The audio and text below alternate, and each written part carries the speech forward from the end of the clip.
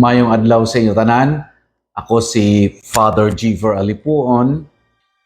Magahatag ako sa inyo subong sang malipot nga katisismo sa aton nga ginasaulog subong ining Semana Santa. Mga kauturan, amo ini ang signal nga nagasugod na ang Semana Santa kung kita nagasaulog na sang Domingo de Ramos.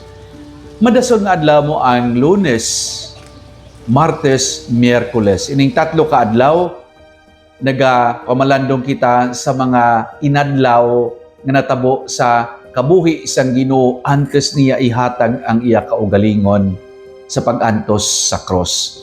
Kag ang tema, kag masami nga ginahimo naton sa sini nga mga inadlaw, amo ang pagpangamuyo o kon mas nami pag ko nagabasa kita sa Bible, kag paghimo sa buhat sang kaluoy ilabi na gid sa mga imol. So wala sa mga major liturgical celebrations sa sining nga mga inadlaw, Lunes, Martes, Miyerkules, Santo.